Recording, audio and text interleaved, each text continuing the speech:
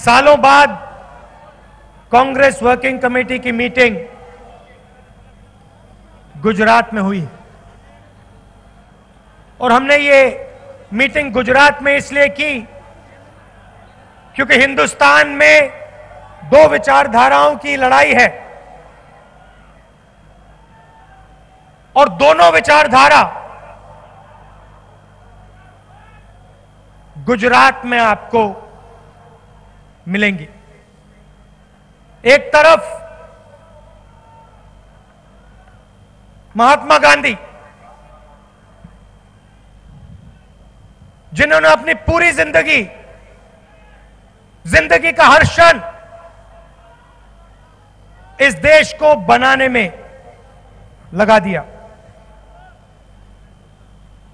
आज हम उनके आश्रम में थे और अगर यह देश बना है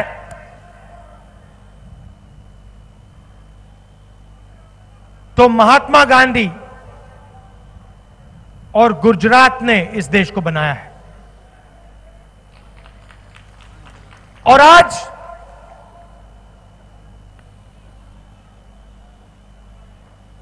दूसरी शक्तियां इस देश को कमजोर करने में लगी हैं।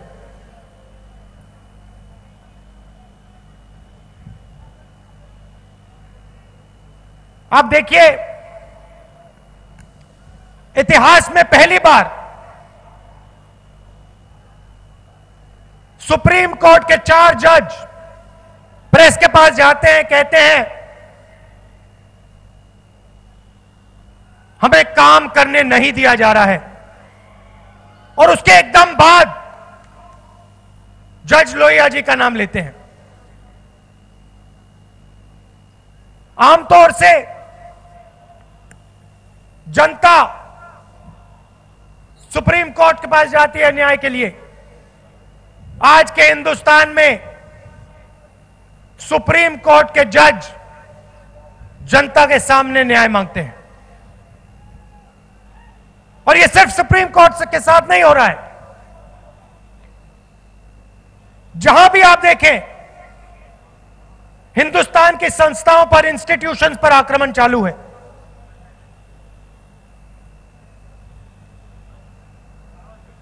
लोगों को बांटा जा रहा है, नफरत फैलाई जा रही है, और जो सच्चे मुद्दे हैं उनकी बात सरकार नहीं करती। हिंदुस्तान के सामने सच्चे मुद्दे कौन से हैं? सबसे पहला और सबसे बड़ा मुद्दा बेरोजगारी। आज हिंदुस्तान में 45 साल से ज्यादा बेरोजगारी है। Narendra Modi ji make in India की बात करते हैं, स्टार्टअप इंडिया की बात करते हैं, मगर सच्चाई यह है कि आज हिंदुस्तान का युवा अलग अलग प्रदेशों में रोजगार ढूंढते भटक रहा है।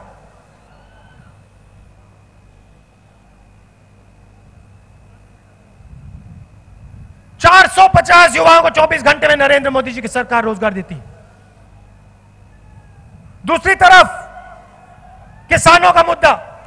गुजरात के चुनाव में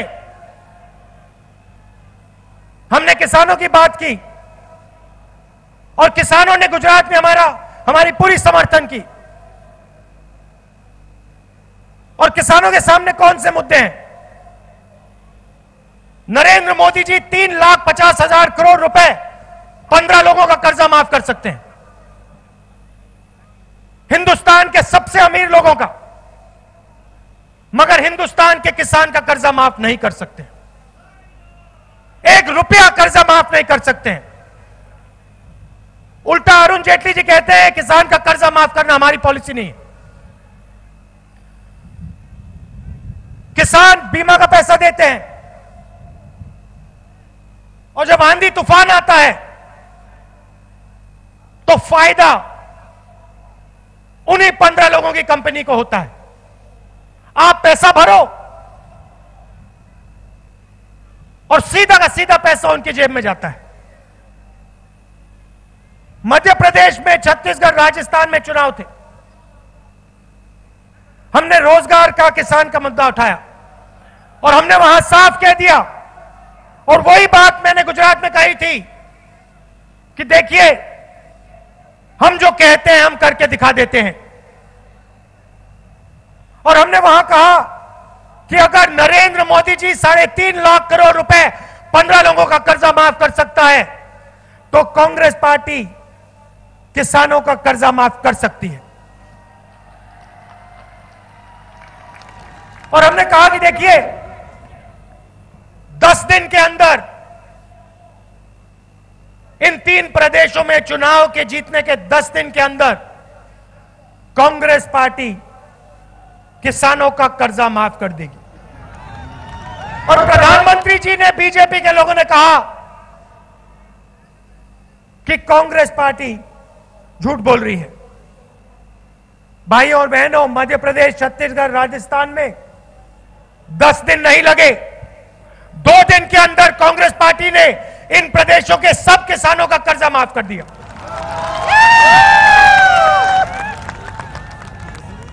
और मुझे दुख होता है कि गुजरात के किसानों का कर्जा हम माफ नहीं कर पाए, क्योंकि मैं जानता हूं कि आपको भी जरूरत है। नरेंद्र मोदी जी ने नोटबंदी की, बिना किसी से पूछे 8 बजे रात को अनाउंसमेंट करते हैं कि 500 रुपए का, 1000 रुपए का नोट रद्दी हो रहा है। और गुजरात का जो एंटरप्रेन्योरियल स्पिरिट है, जो इनोवेटिव स्पिरिट है, गुजरात के छोटे दुकानदार, स्मॉल और मीडियम साइज बिजनेस, जो आपकी रीढ़ की हड्डी है, उस रीढ़ की हड्डी को एक दिन में नरेंद्र मोदी ने तोड़ दिया। करोड़ों लोगों को बेरोजगार किया, हंसते हुए किया। कहते हैं काले धन के खिलाफ लड़ाई लड़ रहा हूं। और मैं आपसे पूछना चाहता हूं, गुजरात की जनता से पूछना चाहता हूं, क्या उस भीड़ में जो बैंक के सामने खड़ी थी, क्या उस भीड़ में आपने हिंदुस्तान के काले धन वालों को देखा? क्या आपने अनिल अंबानी को देखा, नीरव मोदी को देखा, मेहुल चोकसी को देखा? नहीं। उस लाइन में हिंदुस्तान के गरीब लोग थे, हिंदुस्तान के किसान, हिंदुस्तान के मजदूर, माताएं, बहनें। 15 लाख रुपए वापस करने का कहा था, मिल गया आपको 15 लाख रुपए, आ गया आपके बैंक अकाउंट में। जहां भी जाते हैं कोई ना कोई झूठ बोल जाते हैं। गब्बर सिंह टैक्स कहा था कि एक टैक्स होगा, सिंपल टैक्स होगा। 12 बजे रात को अनाउंस करते हैं, पता लगता है कि 5 अलग अलग टैक्स। और आज तक गुजरात के छोटे दुकानदारों को, स्मॉल मीडियम साइज बिजनेस वालों को जीएसटी समझ नहीं आई। मैं आप सबको आश्वासन देना चाहता हूं कि 2019 में जैसे ही कांग्रेस पार्टी की सरकार बनेगी, वैसे ही हम जीएसटी को रिफॉर्म करके आपको एक टैक्स वाली जीएसटी दे देंगे।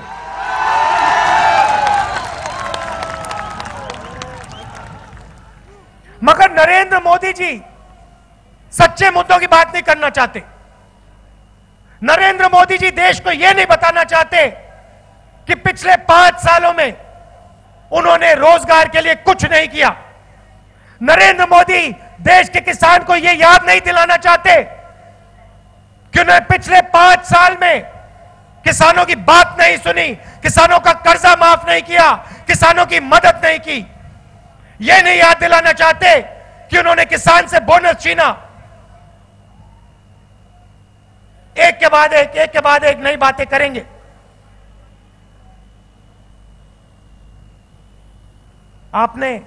आपको याद होगा 2014 के चुनाव में प्रधानमंत्री मत बनाओ, चौकीदार बनाओ। ये देखिए मैंने चौकीदार शब्द बोला।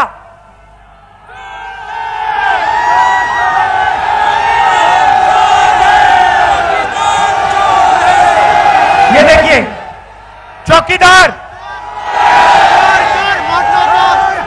तो अब कुछ और बोलने की जरूरत नहीं होती, सिर्फ चौकीदार जवाब मिलता है। और फिर हर स्टेज से नरेंद्र मोदी देशभक्ति की बात करते हैं। हर स्टेज से नरेंद्र मोदी बोलेंगे कि मैं देशभक्त हूं।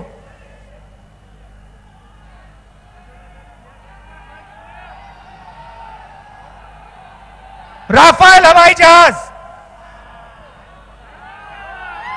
नरेंद्र मोदी वायुसेना की प्रशंसा करते हैं, मगर नरेंद्र मोदी देश को यह नहीं बताते हैं कि उन्हीं पायलट्स और उसी वायुसेना के जेब में से नरेंद्र मोदी ने 30,000 करोड़ रुपए चोरी करके अनिल अंबानी के जेब में डाला है।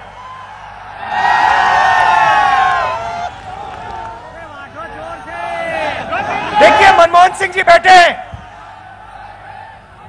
मनमोहन सिंह जी बैठे हैं, एंटनी जी बैठे हैं। यूपीए के समय एंटनी जी ने, मनमोहन सिंह जी ने एक राफेल के लिए 526 करोड़ रुपए देने के तय किए थे। मनमोहन सिंह जी ने कहा था कि एचएएल कंपनी, हिंदुस्तान की सरकारी कंपनी जिसने 70 साल से हवाई जहाज बनाए, जिसके हवाई जहाज ने पाकिस्तान में जाके बम गिराए, मिराज हवाई जहाज, उस कंपनी को राफेल का कॉन्ट्रैक्ट मिलेगा।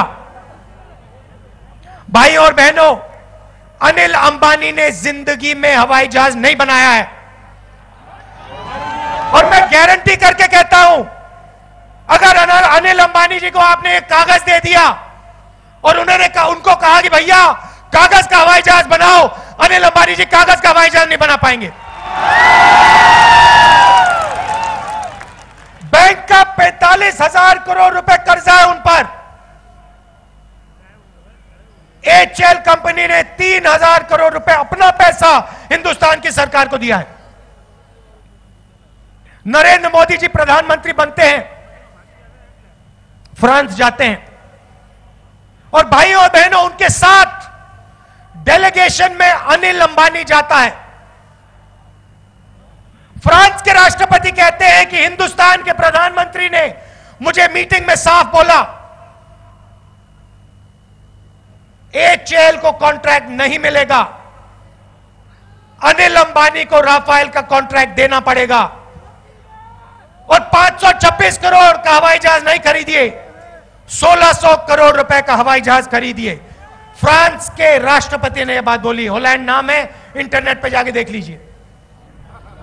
सीबीआई का डायरेक्टर जांच करना चाहता है, 1:30 बजे रात को नरेंद्र मोदी जी उसको निकाल देते हैं। उसके बाद सुप्रीम कोर्ट कहता है कि सीबीआई डायरेक्टर को रीइंस्टेट करो, वापस लाओ। खारगे जी बैठे हैं, कमेटी पे हैं। घंटों में नरेंद्र मोदी जी ने सीबीआई डायरेक्टर को निकाल दिया, घंटों में दूसरी बार निकाल दिया, क्योंकि सीबीआई डायरेक्टर राफेल पे इंक्वायरी करने जा रहा था। गुजरात की जनता, आप मुझे बताइए, नरेंद्र मोदी जी ने आपको वायदा किया था, हम सबको वायदा किया था कि वो भ्रष्टाचार के खिलाफ लड़ेंगे। गुजरात की जनता को नरेंद्र मोदी जी से पूछना चाहिए, आपने एयरफोर्स के शहीदों का 30,000 करोड़ रुपए उनसे छीनकर अनिल अंबानी को क्यों दिया, किस बेसिस पे दिया? डिफेंस मिनिस्ट्री के डॉक्यूमेंट्स है, हिंदू अखबार में पढ़ लीजिए, साफ लिखा है। डिफेंस मिनिस्ट्री के लोगों ने साफ डॉक्यूमेंटेशन में लिखा है कि नरेंद्र मोदी चौकीदार ने पैरेलल नेगोशिएशन फ्रांस की सरकार के साथ किया। एयरफोर्स के लोगों ने, एयरफोर्स के डॉक्यूमेंटेशन में साफ लिखा है कि चौकीदार। अच्छा, देशभक्ति की बात करते हैं। पुलवामा में बम अटैक हुआ, मसूद अजहर ने बॉम्ब अटैक किया। और मैं गुजरात से नरेंद्र मोदी से सवाल पूछना चाहता हूं, इस मसूद अजहर को हिंदुस्तान की जेल से पाकिस्तान किसने भेजा? बीजेपी की सरकार ने, वाजपेयी जी की सरकार ने स्पेशल हवाई जहाज में मसूद अजहर को डालकर उसको पैसा देकर कांदाहार पहुंचाया। और नरेंद्र मोदी जी, आपके जो एनएसए है, नेशनल सिक्योरिटी एडवाइजर डोवल जी, वो मसूद अजहर के साथ हवाई जहाज में एस्कॉर्ट बनकर कांदाहार गए। आप देश को समझाइए कि उन 40-45 शहीदों को जिस व्यक्ति ने मारा, उस व्यक्ति को आपने हिंदुस्तान से स्पेशल हवाई जहाज में भेजकर वापस भेजा। आप देश को यह बताइए, देशभक्ति की बात करते हैं ना, तो देश को बताइए कि मसूद अजहर को आपकी सरकार ने पाकिस्तान भेजा था। मसूद अजहर को पकड़ा किसने था? कांग्रेस पार्टी ने पकड़ा था, जेल में हमने उसको डाला था।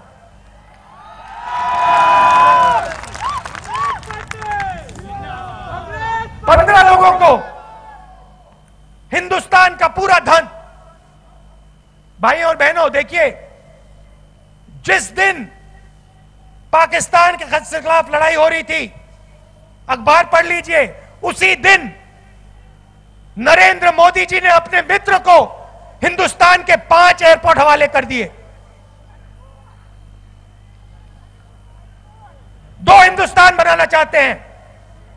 एक हिंदुस्तान अनिल अंबानी वाला, मेहुल चौकसी वाला,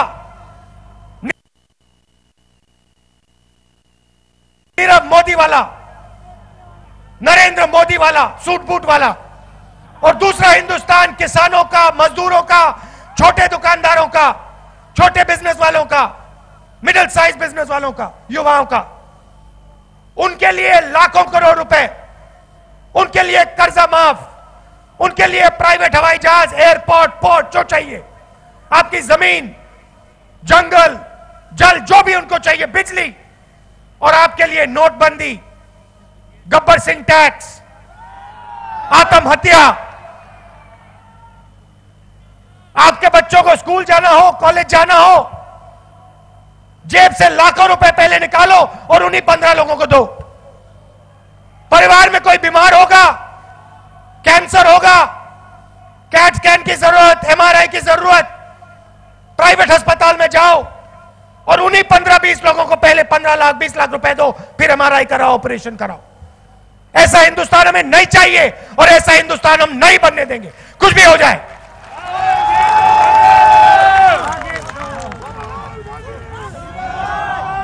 कल अखबार पढ़ रहा था, अखबार में लिखा कि इंग्लैंड की सरकार ने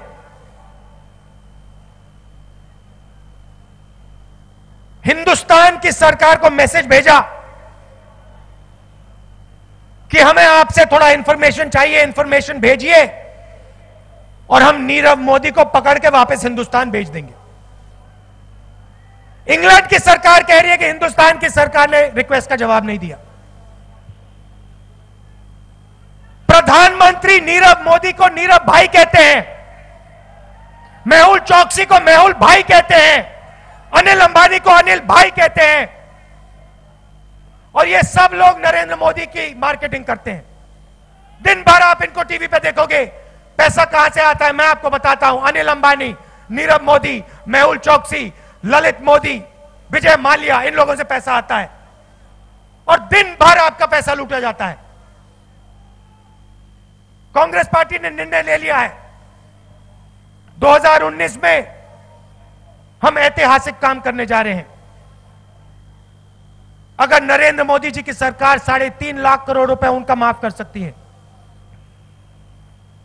अगर अमीर लोगों को वो पैसा दे सकते हैं, तो कांग्रेस पार्टी हिंदुस्तान के गरीब लोगों को, किसानों को, मजदूरों को, छोटे दुकानदारों को पैसा दे सकती है।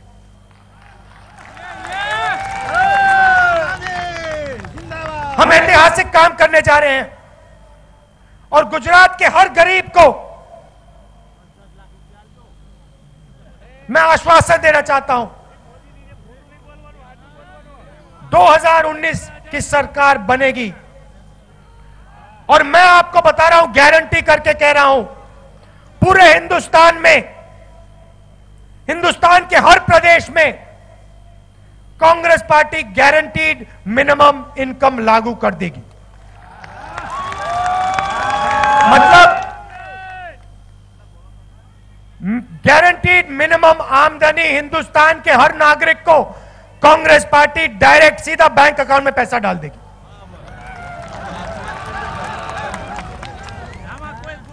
ऐतिहासिक काम है, कांग्रेस पार्टी ही कर सकती है। कांग्रेस के कार्यकर्ताओं को मैं मैसेज देना चाहता हूं, देखिए गुजरात का चुनाव हुआ और आप लड़े, बब्बर शेर जैसे कांग्रेस के सब वर्कर एक होकर आप लड़े।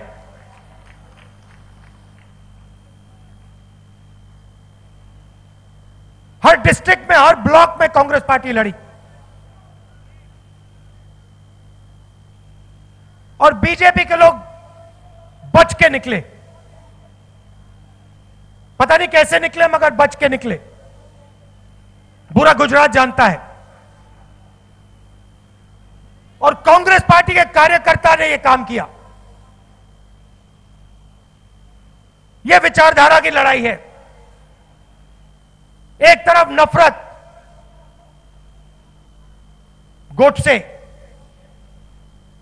दूसरी तरफ प्यार, महात्मा गांधी और गुजरात का इतिहास।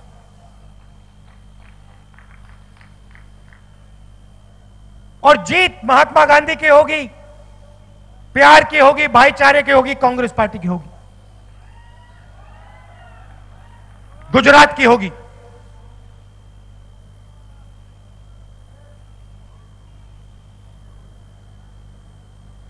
तो मैं आपको यह कहना चाहता हूं कि चुनाव में आप गुजरात के हर घर में जाओ, गांव में, शहरों में जाओ और गुजरात की जनता को बताओ कि पिछले 5 साल से नरेंद्र मोदी जी वायदे कर रहे हैं। मेक इन इंडिया का वायदा किया, 45 साल से सबसे ज्यादा बेरोजगारी। किसानों के लिए वायदे किए, एक वायदा पूरा नहीं किया। 15 लाख रुपए का वायदा किया, वो पूरा नहीं किया। और दूसरी तरफ जो कांग्रेस पार्टी कहती है वो करके दिखा देती है। हमने छत्तीसगढ़, मध्य प्रदेश, राजस्थान में किसानों से वायदा किया, 2 दिन में हमने पूरा कर दिया। जो हम कहते हैं वो हम करके दिखा देते हैं। और इस चुनाव में सच्चाई की जीत होने वाली है। नरेंद्र मोदी जी और नफरत की हार होने वाली है। कांग्रेस पार्टी के सब कार्यकर्ताओं को मैं दिल से धन्यवाद करता हूं कि आप हमारी विचारधारा के लिए लड़ते हो और आने वाले चुनाव में आप यहां पूरी की पूरी सीटें कांग्रेस पार्टी को जिता के दोगे। आप सबका दिल से बहुत बहुत धन्यवाद। नमस्कार, जय हिंद।